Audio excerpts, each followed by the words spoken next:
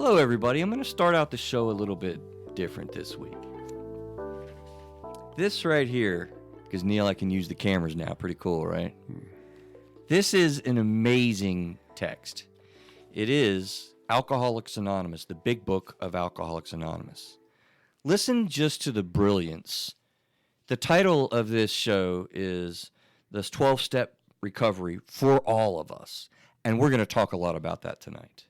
Step 1, we admitted we were powerless over alcohol, that our lives had become unmanageable. Step 2, came to believe that a power greater than ourselves could restore us to sanity. Step 3, made a decision to turn our will and our lives over to the care of God as we understood Him. Step 4, made a searching and fearless moral inventory of ourselves. Step 5, admitted to God, ourselves, and to another human being the exact nature of our wrongs. Step 6, we are entirely ready to have God remove all these defects of character.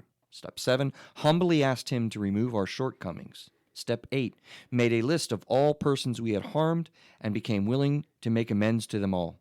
Step 9, made a direct amends to such people wherever possible, except when to do so would injure them or others. Step 10, continued to take a personal inventory, and when we were wrong, promptly admitted it. Step 11, sought through prayer and meditation to improve our conscious contact with God as we understood Him, praying only for the knowledge, His will for us, and the power to carry that out. And finally, we have a gentleman tonight, live. His name is Rick. I'll introduce him shortly. He is literally doing today a step 12, right? Having had a spiritual awakening, and as a result of these steps, we tried to carry this message to alcoholics and to practice these principles in all our affairs. That is amazing. Cool. Steps, Yeah. Isn't it? Yeah, cool. And we're going to talk a lot about it. But I wanted to start the show off right from the get-go and bang through that so that you can understand and have heard, because many people listening may never have heard. Actually, you've heard us talk about the 12 steps in society and in the world, but you may never have actually heard the actual reading of the 12 steps. So we're going to talk all about that. But first off, I want to give a big thank you to you guys as well out there. Neil, I didn't tell you that I was going to do this, but to me it's really pretty cool, to just cite when you have a success or when you have a good thing going. And I would just really wanted to extend a great thank you. I don't know that I've really done that on the show very often. And the thing is that this show doesn't do anything without you, a listener that's listening. So we really appreciate you. And evidently I was recently found, just kind of by dumb luck, I was talking to another podcaster that I was appearing on their show. And evidently on listeningnotes.com, you'll find that y'all have put us, and Casey's not here to make fun of me with how I said y'all, is she? That just occurred to me. He's laughing behind the mics, behind the cameras. You all have made us a little bit of a success in the sense that we register in the top 2.5% of the world of all podcasts. And that's documented on listeningnotes.com. And I don't know what it means, but I looked up some other shows, and some other shows are top 1%, a lot are top 5%. But it just made me feel like, wow, y'all really need to be thanked for that. So know that that's the case. Know that you're greatly appreciated. We really appreciate you listening to Through a Therapist's Eyes, right, where we invite you to see the world through the lens of a mental health and substance abuse therapist. So you get personal insights directly from a therapist in your own home or personal time in your car. You get to see the world through the lens of a therapist, but knowing this is not the delivery of therapy services in any way. Subscribe, keep it up. You're making us jump up a little bit in the world. So keep on hitting that 5-star review and giving us likes and whatever all that stuff is. Listen, Rick, I like to say on the show every time we start, I don't know, have you listened to any shows yet? No. Yeah? Okay. No. Cool. Well, this is the human emotional experience, I like to say, and I like to say that we figure this thing out together because, as well as I do, having gone through the steps, that isn't that really what we're all doing together, is we're just trying to figure things out? Well, if we can, yeah. Yeah, I don't think we can. Isn't it the journey? Yeah. I think that's probably true. What do you mean you don't think we can? I think that's a pretty cool statement. I don't know. I told you before. The one thing that I know is that I don't know. Yep. So, yep. I don't have to know. I don't have to figure it out. So somebody told me recently, Rick. That's an awesome statement. How did they put that? And who was it I was talking to? It's in my personal life somewhere. I was talking to somebody, and I was just, kind of saying something about something, probably complaining or, kind of making a statement. I think I was stressed out. I was just venting a little bit and whatever. You know what he says? He looks at me. He says, you know what? I used to do that all the time. I used to think about things and think and think. And, finally, when I figured out I needed to stop thinking about things, I got way better. Oh, yeah. Yeah. I was like, you know what? There's a lot of brilliance Yep. in that. There's a lot of brilliance in that. Cool. So let me tell you the story of how I met you so the audience can know. Probably just a few weeks ago, I went to a baseball game after work. I had got my show prep done on a Wednesday and just decided, you know what? We got a new team in town. I'm going to go to the baseball park. And I think I just chatted you up, if I remember Right. correctly, right? Yeah, we chatted, and you had brought up that you were a addiction therapist. Right, right. And I said, well, I know a little bit about that. Right. I've been in the program for about 13 years, so I knew a little bit about it. So Right. that's how it started. Right. It was a cool conversation, and I'm always thinking of things. And it occurred to me when I was talking to you that we have not done a show on what I feel is the most effective thing, the most effective. Well, I heard it said this way when you talk about the 12 steps. Early on in my career, actually, I was bussing tables, and a waiter said this. So this is his quote, and I've quoted him many times in the years since. He's like, this is what works best for most in the addictions field. Mm-hmm. And you know what? 20 plus years in, whatever I am, since 1995. I decided I'm going to say I've been doing it since 95 since I can't do the calculations correct. You'll have to tell Craig that we finally figured that out so he doesn't bust me anymore on that. That's played out to be true. This is what works best for most. Now, it's not for everybody. There's lots of ways to get sober and different things, and we'll talk about that on another show. But we're talking about, with addiction, what works best for most is kind of what I've come to find. That's played out to be true. Cool. Make sense? Yes. Yeah. So I introduced myself, and we just kind of started talking, and he kind of said that he was in the program of AA as well, and understand there's a lot of, they call it the 12 steps and 12 traditions, right? Mm-hmm. Would you be willing to maybe tell us what is the 12 steps and the 12 traditions? I'm going to make a point about that. Well, basically it's a design for living, sober. Right. That's basically what it is. You take, it's steps you have to take basically to get sober and to learn how to live like a normal person. I don't know. We have to admit that we're alcoholics. That's the first thing. Step we have one, right? We have to admit that we have a problem drinking. If you think that you may have a problem drinking, you probably have a problem drinking. Yeah, it's because it's started to sip into your mind. You start thinking about because it, normal people that don't have a problem drinking, they don't think about, do I have a problem drinking? Yeah. So Fair enough.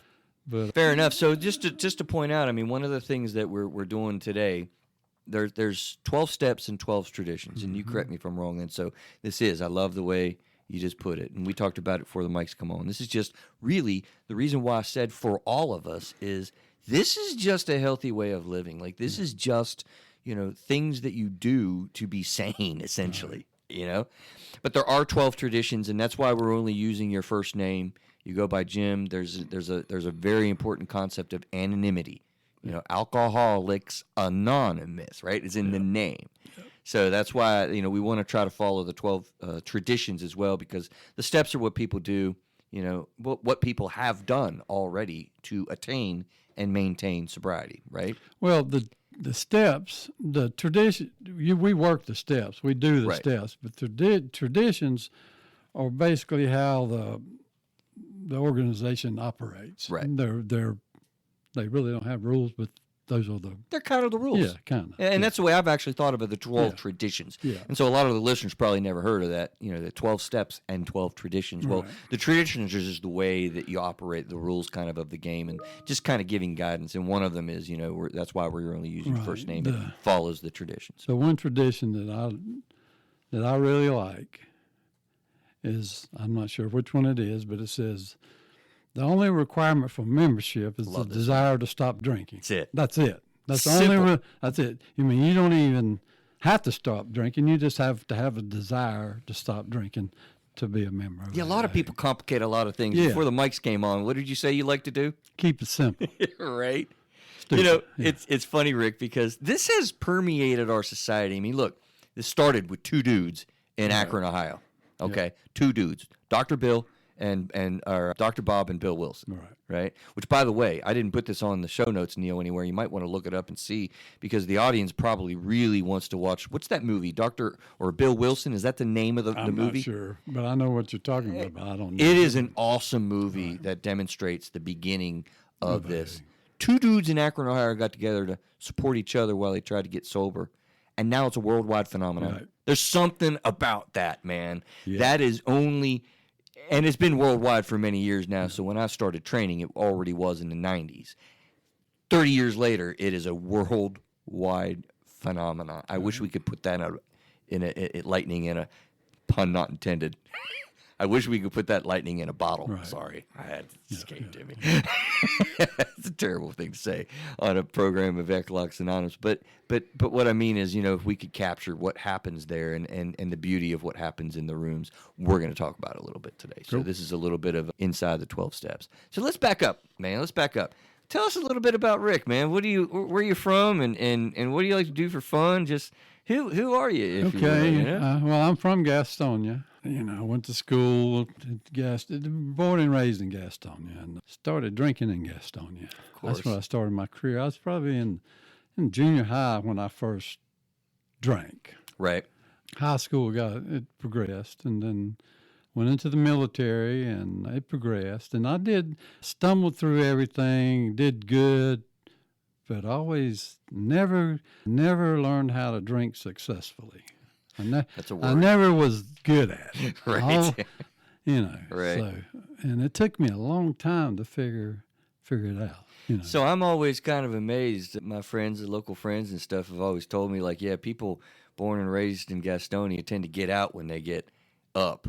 So you're born and raised and stuck around. That's kind of an accomplishment, Well, I man. did, but I went in the military. I was stationed in Hawaii, went to Korea, went to New Zealand. So I've been around and... well, thank you for your service yeah, as well. What branch? Yeah. Army, okay. Yeah. And if I hadn't have done that, the way my life was going as a young man, if I hadn't have done that, I don't think I would be here today. Right. Yeah. And just like the drinking and using thing, if I hadn't have stopped when I did, I don't think I would be here today either. Right. So. Yeah, and we'll maybe get to that, because that's a powerful statement. I mean, they say in recovery circles that addiction ends in jails, institutions, or death. I mean, it's a big deal, and that as well. In my since '95 practicing, I found that to be play out too. I mean, that's the truth. Jails, institutions, or death. I mean, that's essentially what happens with the progression of this thing. But no, what do you like to do for fun? And I know there's a big thing in life coming up for you. You're retiring. What do you do for fun, I'm working. I have a retirement job with Gastonia Honey Hunters. Go Honey Hunters. Yeah. Go Honey Hunters. I gotta jump in, man, because me and my kid were making fun. We got to figure out a cheer. We got to do some kind of cool cheer. Okay. That's not going to get it done. Go Honey Hunters. Yeah, man. Yeah. That's what they say. Can I say that in public? Is that like breaking a Gastonia rule or something? No, we've got to create something. No. I don't know. It's a work in progress. They're still. It is. They just got their mascot, Bam. Yeah. That's his name. I haven't seen him yet. That's interesting.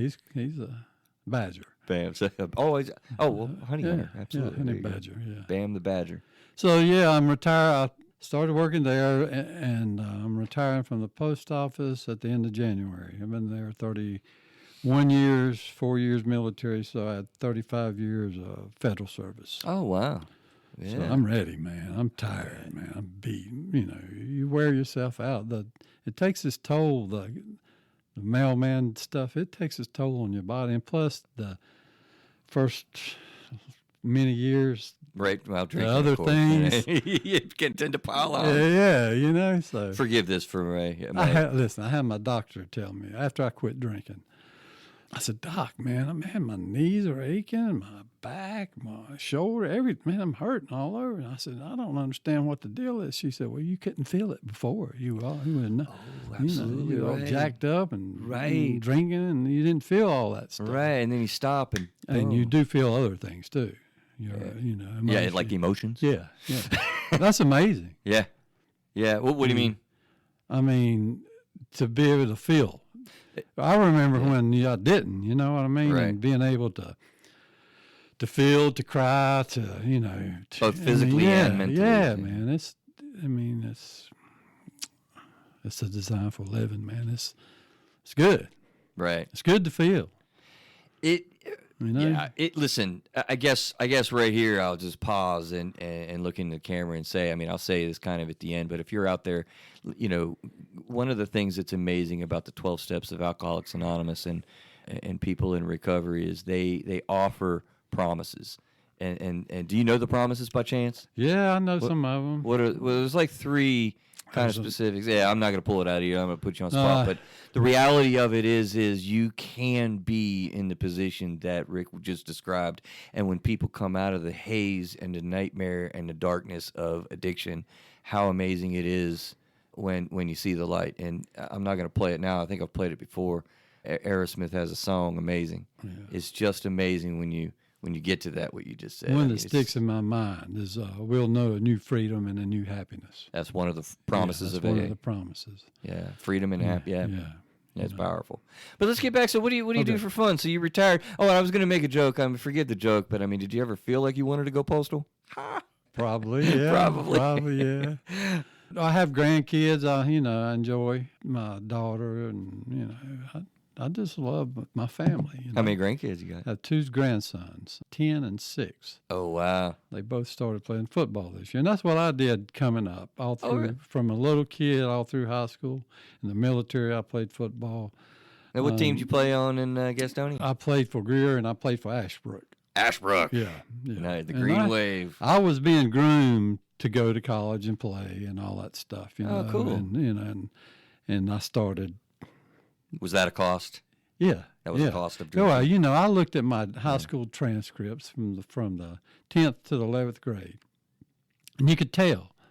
Not only your grades, but your attitude. They have your attitude stuff on it. Everything changed. Wow, right. From a B student to like a D, right, kind of thing. A good attitude to a really sorry attitude. Yeah. A good attendance to sorry attendance. I mean, that's when I was a teenager, and I continued on for 30-something years. Well, pretty decently long. Slow learner. It takes me a little while sometimes. Yeah. So. Well, there's a lot that we can kind of go into in talking about your experience, kind of getting into addiction, and I don't know how much we really need to go in with that. We've talked about addiction on the show before, so if you're listening to this, there are different stories that we've gone into before. Actually, I should have marked it. Neil, actually, look it up if you would. The show that we did early on. Oh my gosh, dude, Rick, his name might have been Rick as well. Early on, we had a dude that did my roofing. If you're still out there, man, it was Jim. Look up the show that has Jim on there.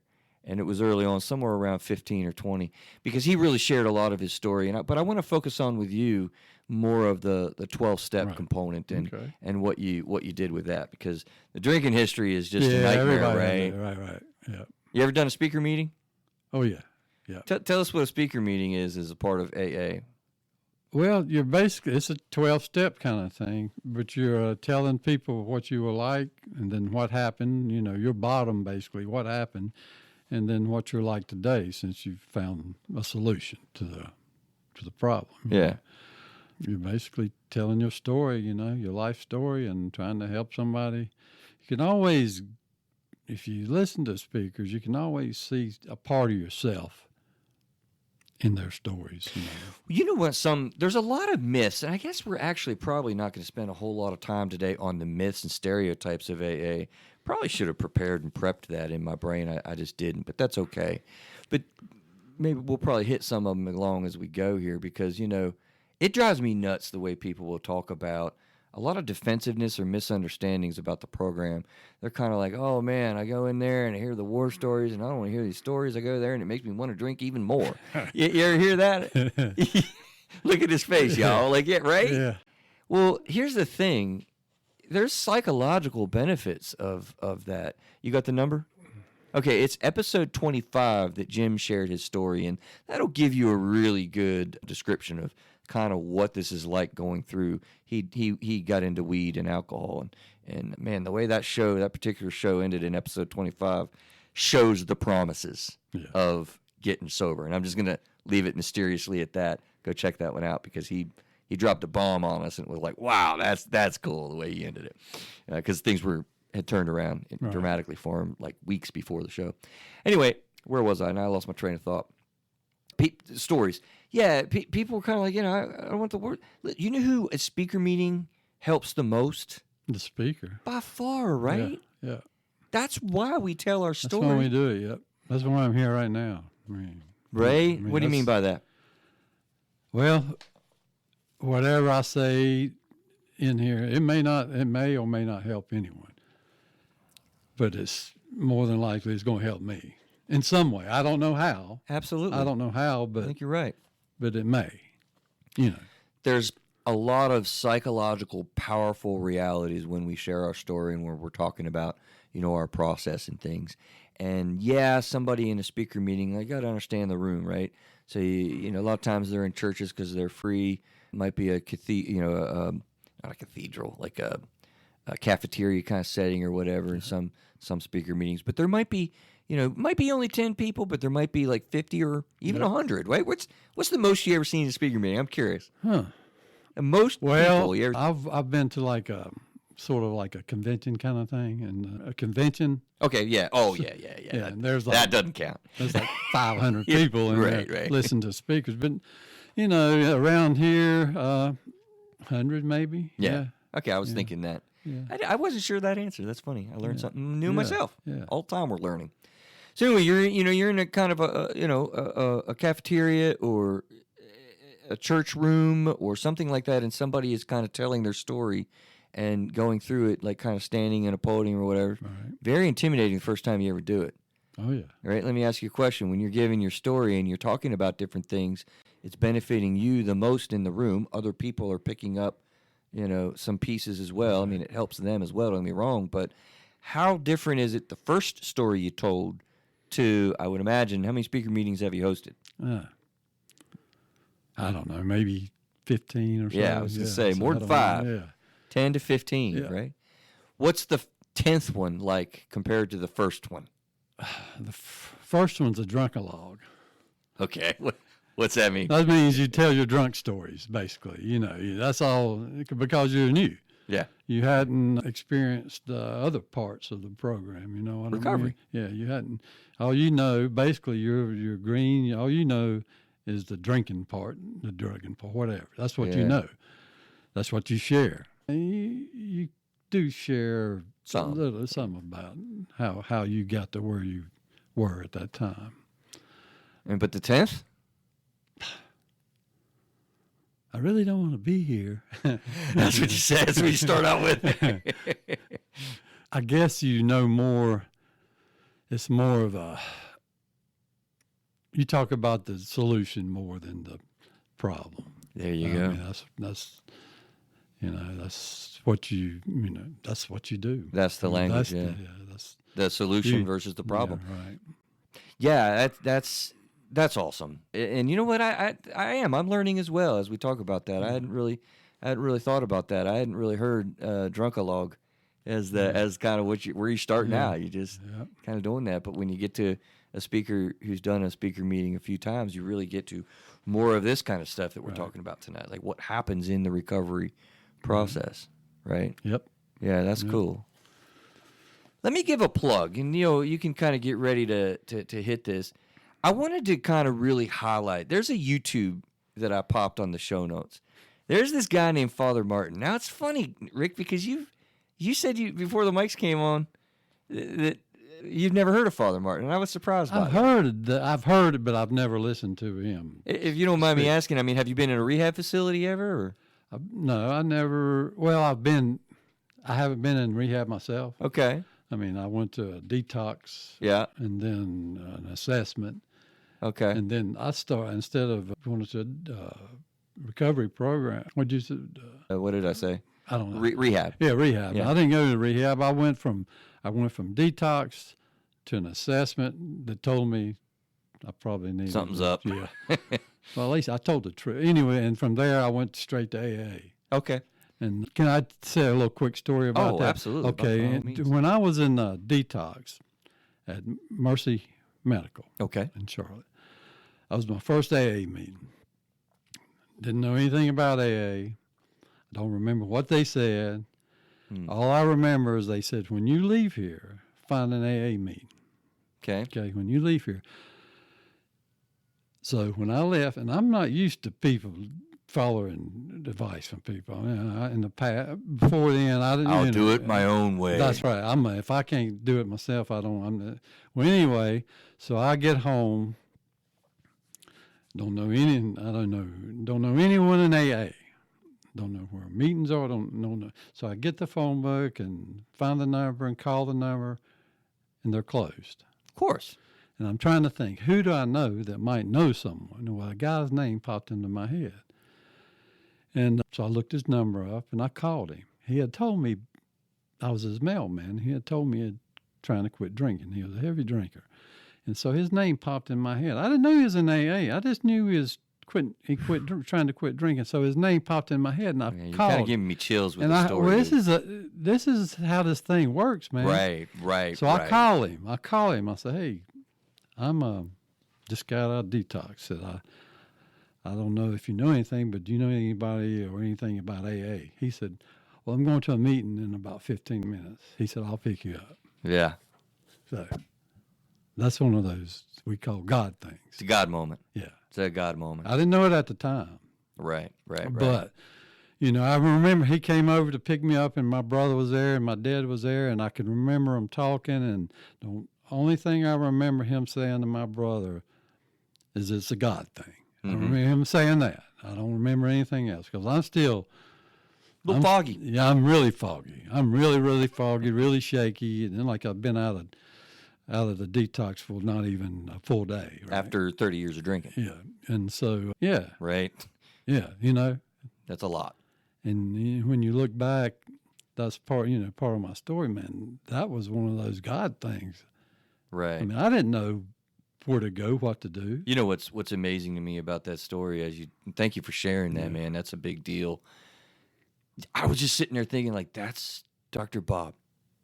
That's Bill Wilson. Those two dudes just hooked up in their passings, basically, and saying, hey, I'd like to stop drinking. The other dude's like, yeah, I would too. Hey, let's go here.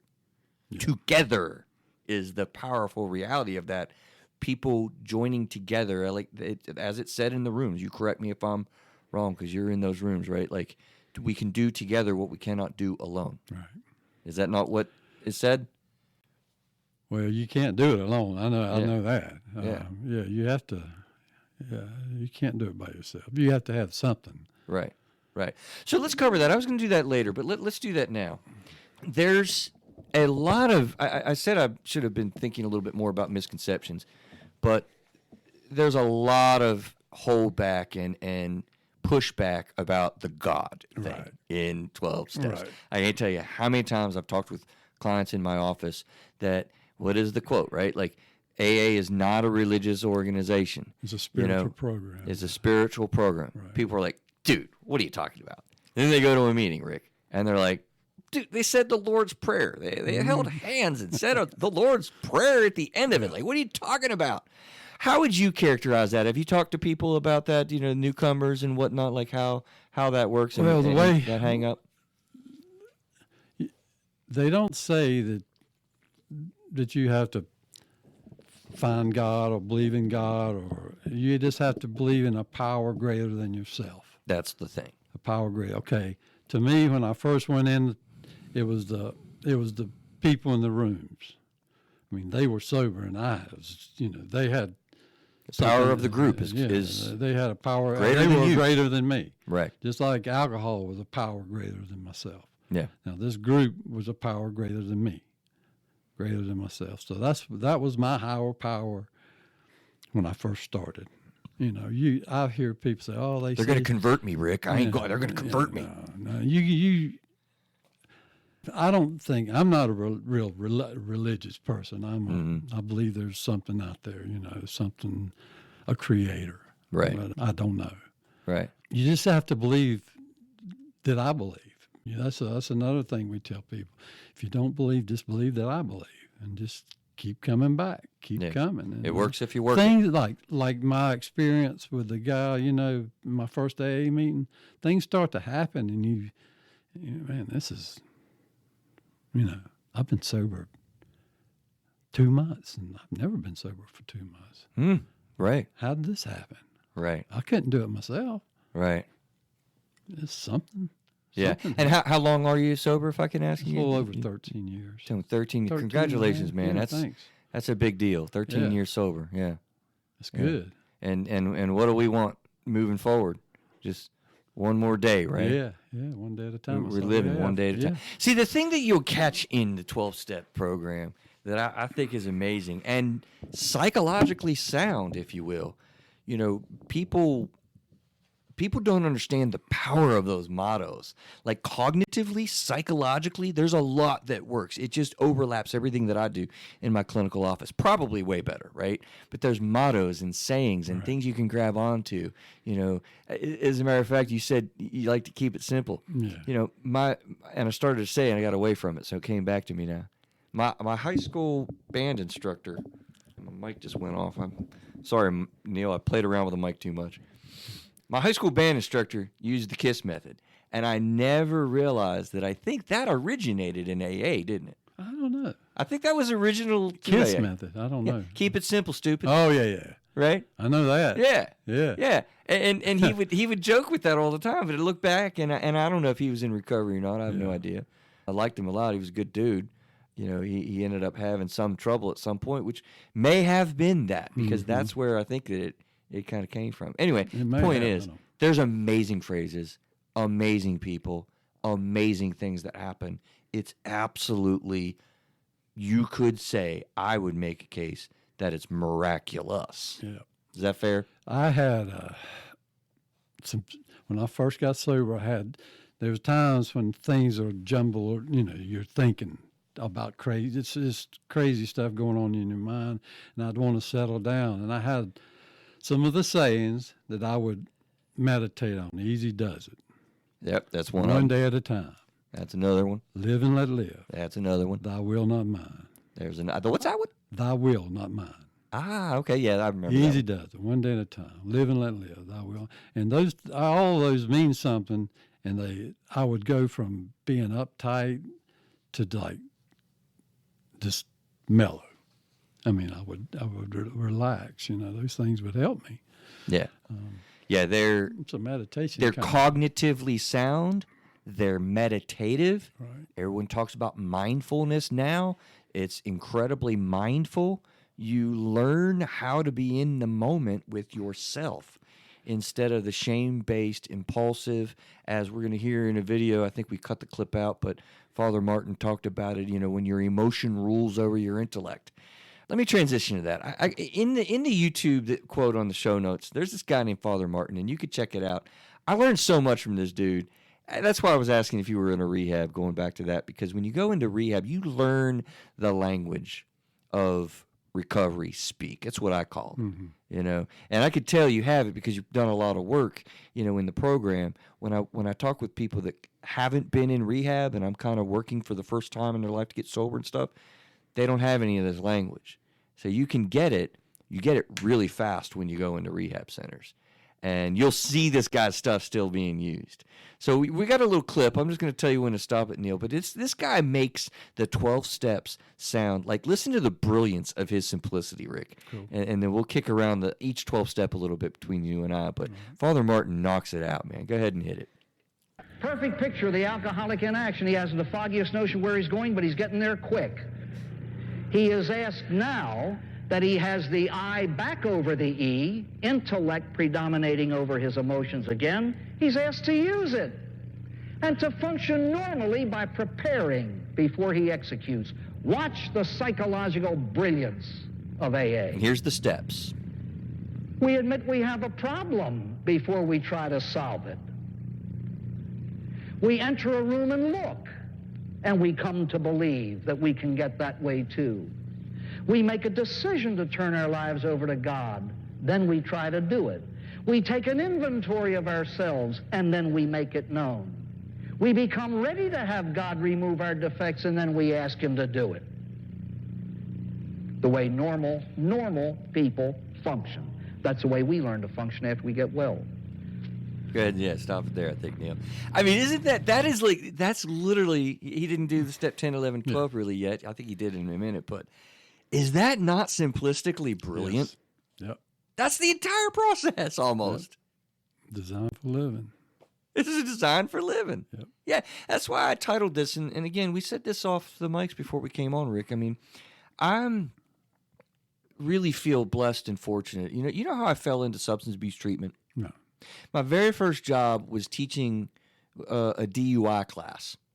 So I knew nothing about substance abuse addiction and whatnot, and I was tasked to teach this 16-hour education course for DUI offenders. Mm-hmm. And I just went over and over and over again. I mean, it was like I probably did this class 150 times. And so I listened to Father Martin's Chalk Talk, groundbreaking, awesome stuff that they use in rehabs. And every time I listened to it, I just picked up new things. I still do. Right. Matter of fact, when I was doing show prep, and I thought, let me see. I remember that video Father Martin did on 12 steps. Not Chalk Talk, but this is another version of it.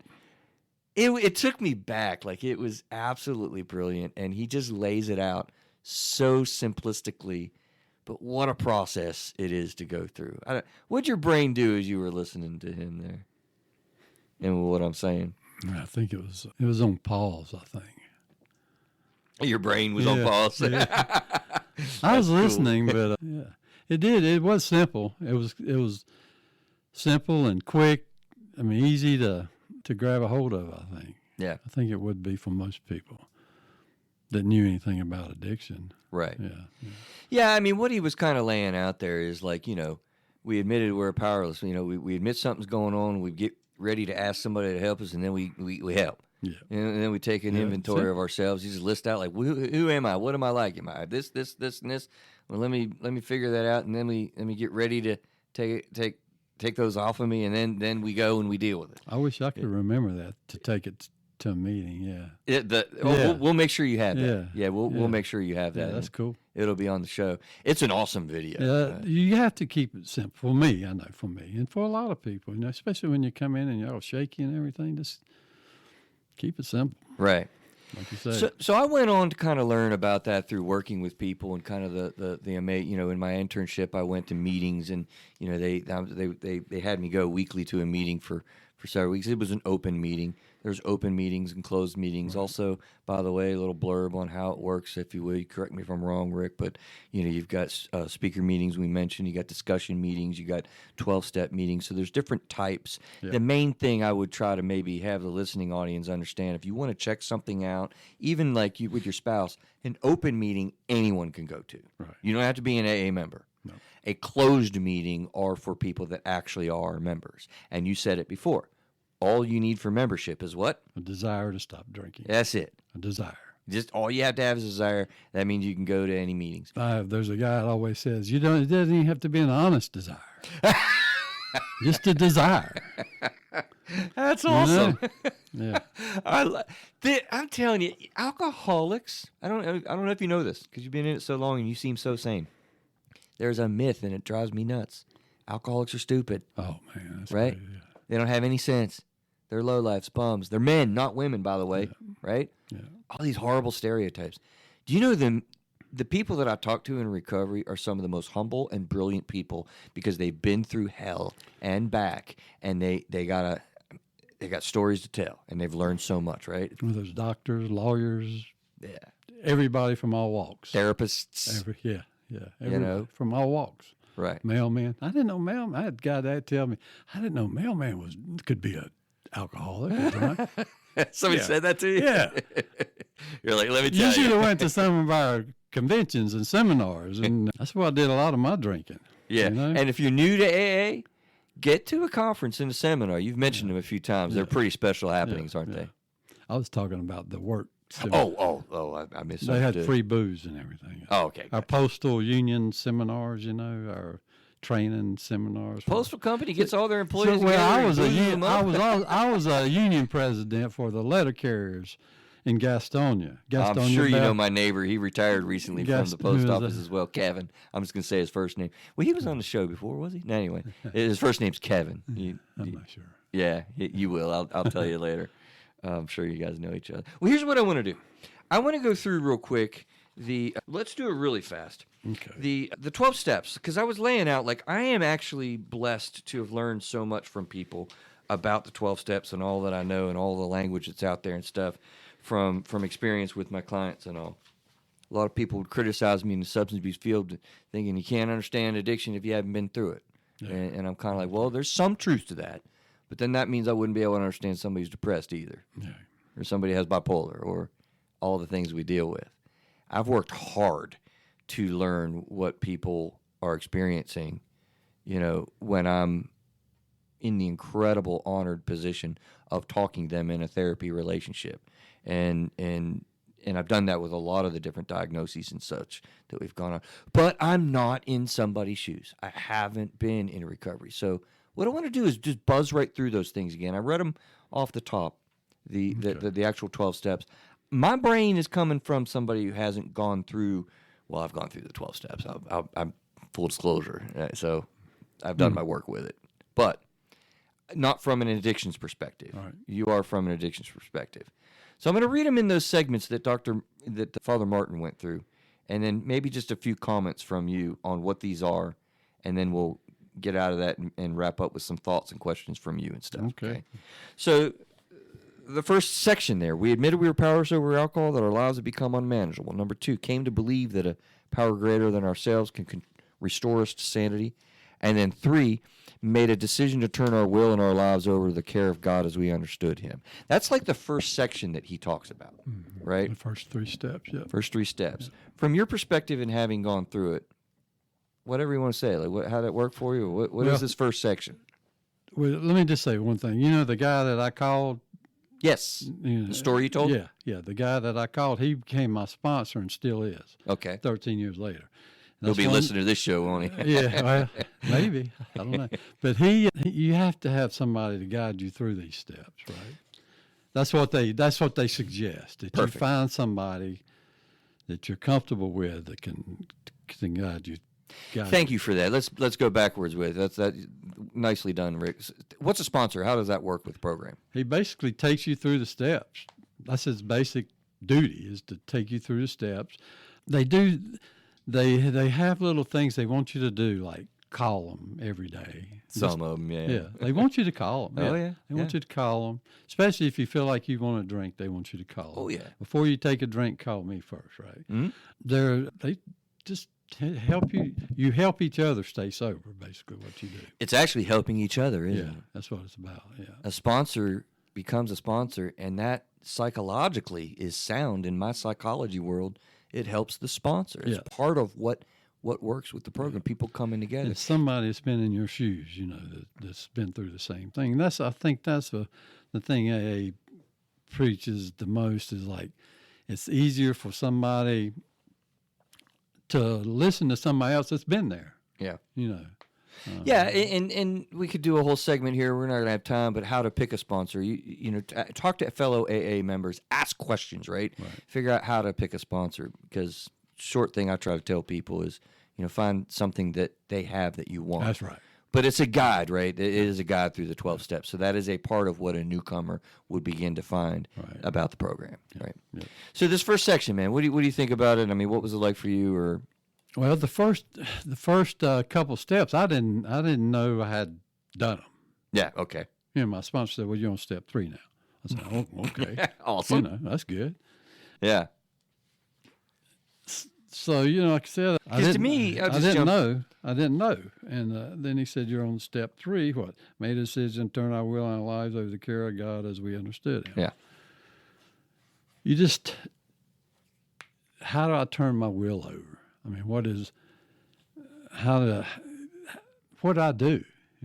do I do that? Yeah. Well, I just try to do what I think He would want me to do. Okay. That's my. I love your simplicity there. That's a cool way of looking at it. You know, but try to do the next right thing.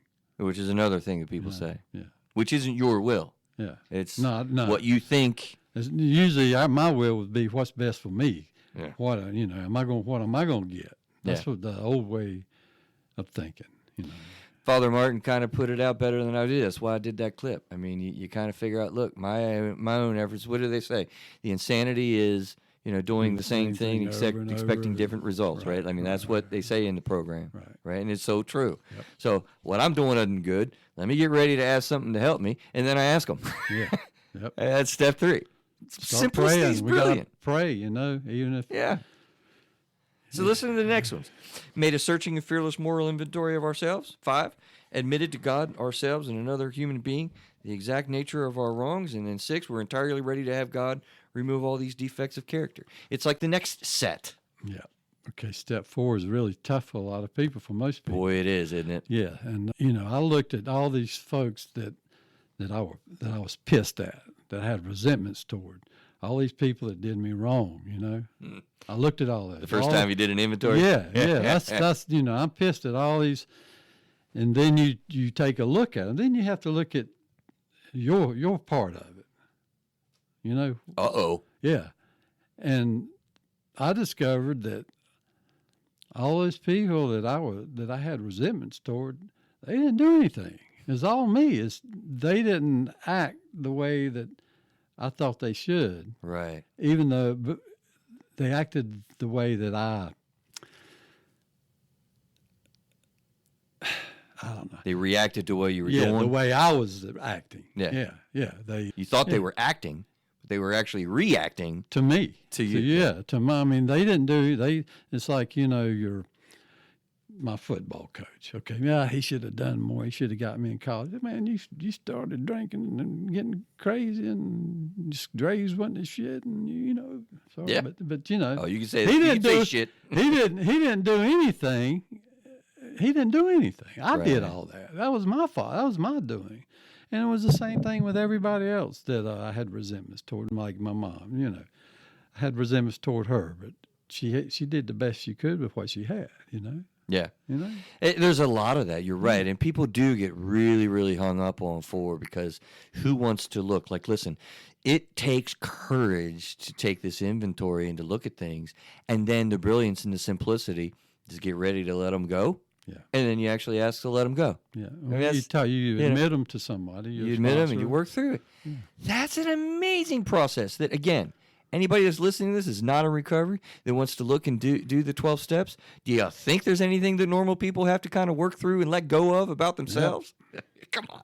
Let go, man. Let go, let God, let go, Neil, I got like 2 things that I need to let go of or something. Maybe 2,222. And I still do too. I do too, Absolutely. And it's a continuous thing, man. If my kids and wife could reach through the microphone and grab me and hit me right then when I said that, they'd be like, dude. this thing doesn't make a saint out of you. No. I'm no saint. No, right. Not searching for perfection. No. Moving on, right? 8, made a list of all the persons we had harmed and became willing to make amends to them all. 9, made direct amends when we could. When it doesn't, except when to do so would injure them or others. It's kind of the next section, if you will. Yeah. Now you've looked at yourself that you need help. You go and do it. Now you looked at yourself and some characteristics and dealt with that. Now you go and you look at other people. Got to fix them. What have I done there? Yeah. Try to apologize. Try to make it right. How you wronged them. It's a forgiveness gotta that you forgive might yourself hope and for, others, yeah. but you're offering an integrity and a responsibility of ourselves, and it's really just that simple. Doesn't even matter what the other person does. No. It matters that you are taking ownership, saying, "Yep, mi culpa. This is me, and I'm living different now. I'm starting to live different by telling you I done you wrong, and I take responsibility for it. That's it. I'm gonna make restitution. If I ripped you, if I could do stole something or whatever, you got to make it right, however you can. And some of them, you don't do. That's where you use a sponsor too. There's certain things that you just don't, like maybe your relationships. You may have done something to one of your partners or something that I deal with that in therapy a lot. Yeah, that you don't. She doesn't want you coming around her telling her anything. She Your doesn't. ex-spouse is not down with a conversation. Yeah, don't go there. It's not going to Doesn't help. It hurts. Yeah, right. When we don't hurt people, yeah. What, Rick? What is it like for you? And by the way, how many times have you gone through the 12 steps? Actually, just once. Oh, really? Yes.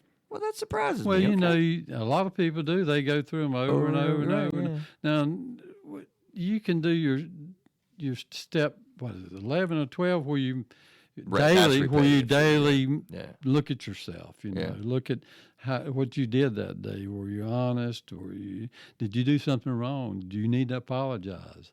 So you working the steps continually. 11 and 12, 11 Yeah, and 12, yeah, 11 and yeah. 12. Yeah, okay. Yeah, but as far as the first 9 or whatever, I worked them one time. It took me probably almost a year to do it. Yeah, absolutely. There's And, no race as well. You know, that's awesome. I mean, let's just stop and pause right there. And let me make a metaphor. You know, we have a lot of things going on in our country right now, and who knows? I mean, there's a lot of problems, and, you know, around the world, everything's going on. But, you know, one of the things that I love about the way we operate is the living aspect of a constitution, not just ours, but, you know, countries around the world. You know, there's a constitution that is a living, changing, breathing document. Well, the 12 steps, you'd think, oh, well, I don't have to do it one way and only one way, and I don't want anybody to tell me what I have to do. Dude, there are so many ways and methods, and every person's recovery process is probably, can we make a bold statement, unique unto their own. Yeah. Is that a fair statement? Yeah. The only thing, okay, the steps are a suggestion. Okay. You know, they're not. It's not a rule that you have to do these things. They're suggested that you do them to recover. Okay. They're suggestions. That's like I told somebody one time. Well, it's like me back when I first started. It's like I'm standing on the railroad tracks and the train's coming, and someone suggested I get off the tracks. You know what I mean? Perfect. You know? I can tell you got some recovery time behind yeah. you, because that's an awesome metaphor and story. Yeah. So, you know. Yeah, the 12 steps are not hard and fast rules for you that you're punitively and shamefully and full of guilt have to do, or else you're done. You work the steps to the best of your ability. That's all. I mean, you don't pass or fail. You know, one of the things I see about 12 steps, it's amazing. Grace. Yeah. It's an incredible amount of forgiving grace that goes into all this. And that's important, because when somebody's going through the terrible turmoil, whether it be with addiction, again, for other people that haven't dealt with addiction, I mean, is there anything you feel shameful or insecure about, or, you know, shaky or feeling guilty or holding resentments to other people? Well, you do these steps and you kind of work through it. Man, you find some grace. Yeah. Peace and grace and humility. It's just the peace is big words. The peace is one of the thing that I got and that I'd never really had. Yeah. Coming up. Right. That's awesome. I mean, what does peace mean to you? Right. Yeah, life's okay. You know, things are okay. You know? I'll be all right. Yeah, I'm okay. Yeah, I'm okay too. Yeah. I'm not, because I think for myself, a lot of us, including myself, we feel like we're less than. Our whole, coming up through life, we feel less than, even though for whatever reason, I don't know why, but the human experience, Rick, that's the human emotional experience. But you come to realize that, hey, the rest of us, we're all, God doesn't make trash, they say, Absolutely right. Yeah, I like to think of it as a health scale. Yeah. If we're trying to be at 100 as the full healthy person, we're probably all at about a level between 4 and 5. So I'm doing really good, Rick. Yeah. I'm at 4.7 on a 1 to 10 scale, and you're at 4.5, man. I am so awesome. Cool. Right. Yeah. And I'm being ridiculous about that, but you think about that, that's the reality of mental health, I think, a lot of ways. Like you said, we're always learning, we're always growing. Yeah. we're all really. We're not in charge. That's No. another thing that helped me. People aren't going to do, think, and act the way that I want them to, and that's something that you learn in the big book. People, they're not going to be who you want them to be, so let them be who they are, and you be who you are. I've had to drop a lot of power of control and realize that. I mean, it's when you start really getting into that and realizing how helpless you really are in this world. Stop fighting. They have right? a story in the big book about the director of the show. Things don't go like he wants them to go, and he's pissed at everybody, or he tries to sweeten talk everybody to get them to do. You're either mad at them or you're trying to love them to do what you want them to do, and it doesn't. It still doesn't work. In active addiction, there's a lot of manipulation attempt, isn't there? Yes. Manipulate your spouse, manipulate your friends, manipulate your boss, manipulate your neighbors, manipulate your kids, manipulate yourself. And you begin to develop that. I mean, your optics there was amazing when you said, "What does peace mean to you?" You're just like, the visual of that is like, gee, you're not fighting. Yeah, that's the thing, man. It tells you in there, you got to stop fighting everything. Yeah. Stop fighting it. Don't stop fighting. Yeah. Yeah. Finishing up there real quick, 10, continue to take a personal inventory, and when we were wrong, promptly admitted it. So you've probably been doing 10, 11, and 12 after you did the steps. 11, sought through prayer and meditation to improve our conscious contact with God as we understood him, praying only for the knowledge of his will for us and the power to carry that out. And then lastly, what you're doing today is a step 12, right?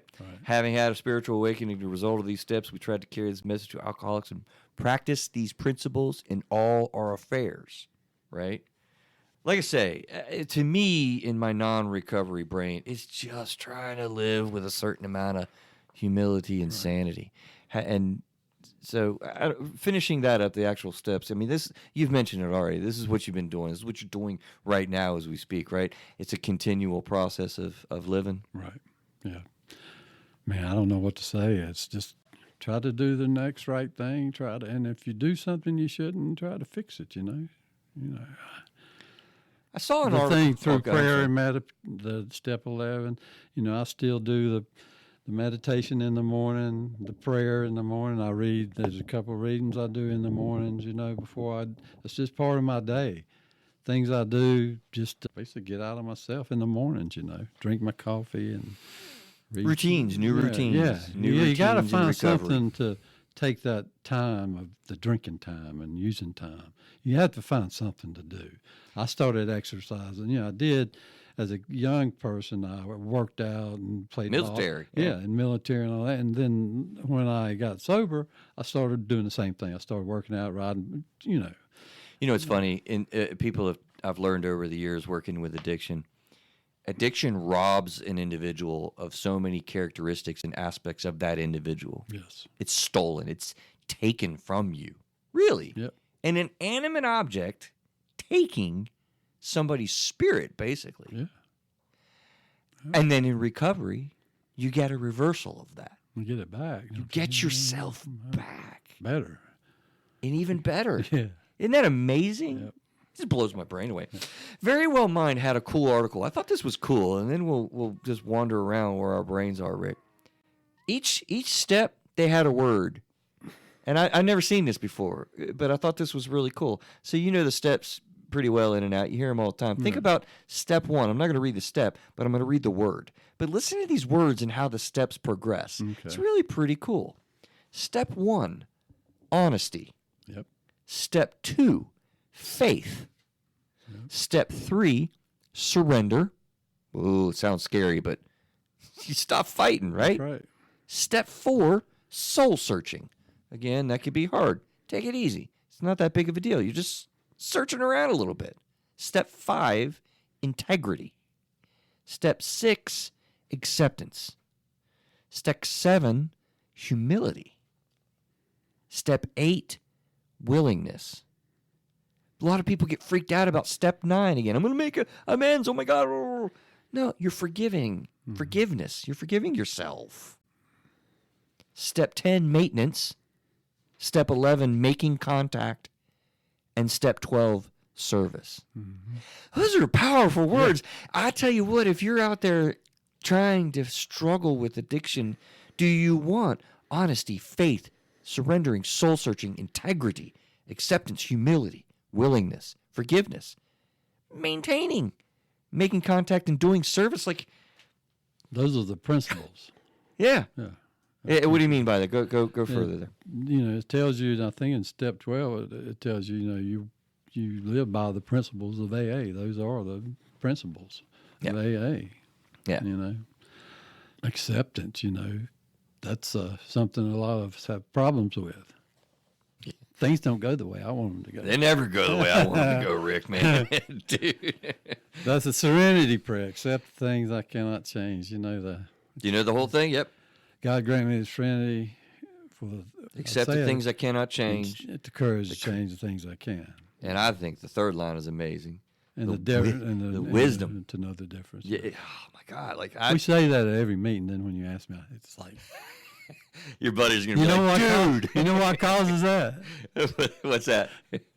Those 30 years. Yeah, throwing it back, drinking. Yeah, there's some. But that's still okay because you'll hear it again. Yeah. but we buddy's do gonna it give you a every hard day. time, man. That's okay. That's okay. What do we need to wrap up with here? We're taxing in a little bit. I had questions that we didn't really quite get to. This is a good one. I'm curious for you. Like, well, you told the story actually. What happened for you to really start the 12 steps?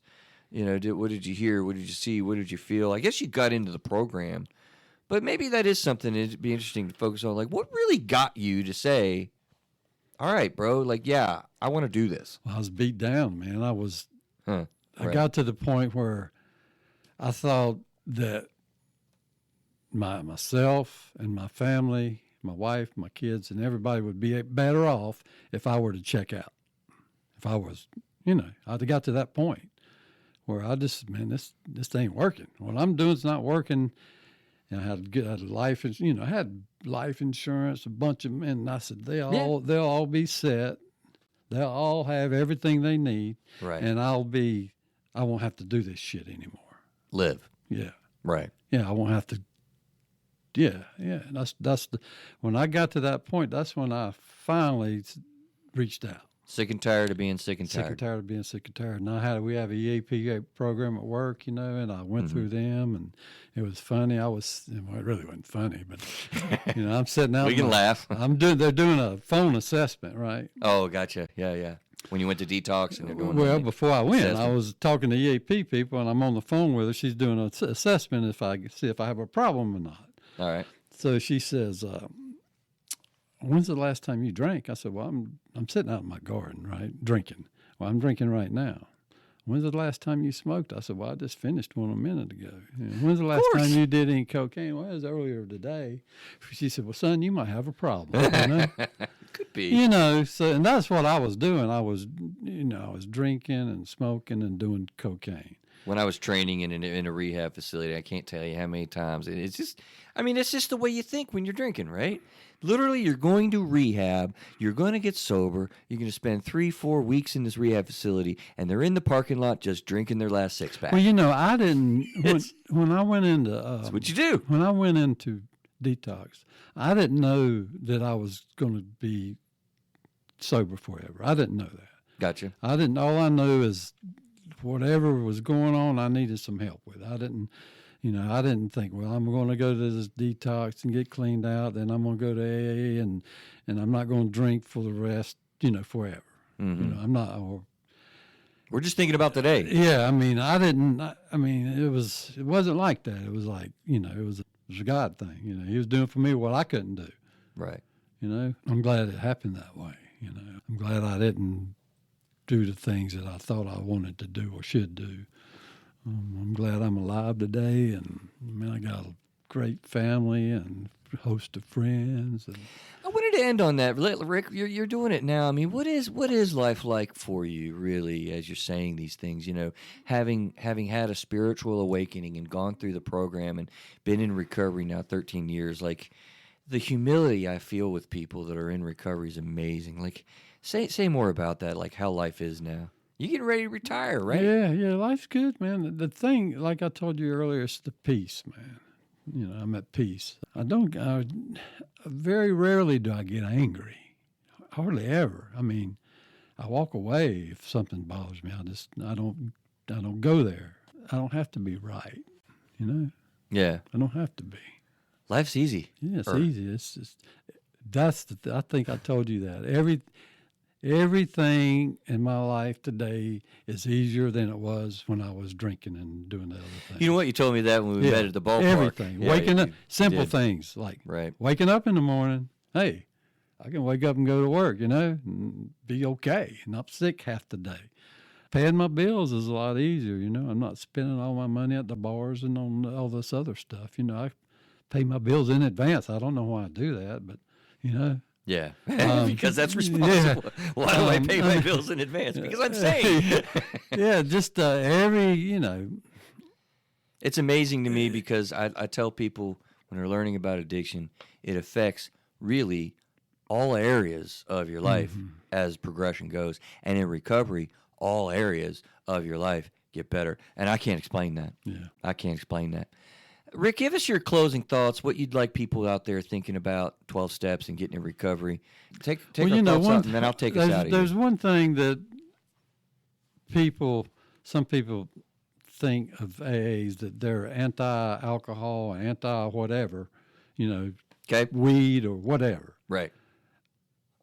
We're not. I'm not. Yeah. And a lot of it, there may be some that are, but we're not anti, don't drink, don't smoke, whatever. We don't, but when it starts to take over your life and you start getting in trouble or it starts making life difficult, that's when It can be helpful. helpful. Yeah, it's when if you think you have a problem, you probably do, right? Absolutely. Yeah. Yeah. I can't remember what you asked. What you would like people to hear, is out there that are I mean, there's struggling. the thing. There's help out there if you're just willing, have a little willingness to reach out to. It doesn't have to be AA. It could be someone like you, There's other ways to get sober. your pastor. Right. There's different ways to get what you need. But for me, it was Alcoholics Anonymous. And it is what works best for most. And I also did the church thing too, All right, okay. And another God moment. I'm just going to throw this out there. All right. I would be at an AA meeting, and I'd be worried about something or something's just on my mind, and I would hear the answer at an AA meeting. Then I would go to church the following Sunday, and I'd hear the same thing. Oh, that when things Right, like that, right. there's something Something's there. Something's out there. Yeah. Something's there. So Yeah. Don't complicate things. You don't have to memorize the Bible and That- I got a live. shot. You know what I mean? You don't. Yeah. Just keep it simple. Keep it simple and ask for help. And these things are available. People will help you. People and they want to help. Part of the program for Yeah, them. Yeah. All right, well, I'm going to take us out of here. Go ahead and, man, thanks for being here. Go ahead and move the mic out of your way because I'm going to do a high five with you in a second. I'm going to tell you what that means. So, just in summary, I mean, listen, yeah, like Rick said, man, if you're out there, struggling, I really want you to realize that, like Rick said, there absolutely are all kinds of ways to get sober. The big thing I'd like to say is don't be alone. I know 12-step works best for most. It's kind of what I've come to find. But there's absolutely other ways to get sober, and you just got to hear somebody talk about him having gone through this process and the benefits. Because, man, when you're in the terrible space of addiction, like you cannot – you just can't see the forest for the trees. You feel like you can't get out of your way, and you feel desperate, like there's no hope. And, man, if I could just forgive the pun again, but bottle hope up and give it to people, like, dude – hope is out there, and so I hope that you heard some of the hope that is a part of this show. So, Rick, when people come on, I like to do a high five because I've started that tradition when people are courageously sharing, because to me it's just a big deal that you were here, that you were willing to share, and I just really appreciate that. So a high five signifies a job well done. All right, you guys take care, have a good week, and we will see you soon.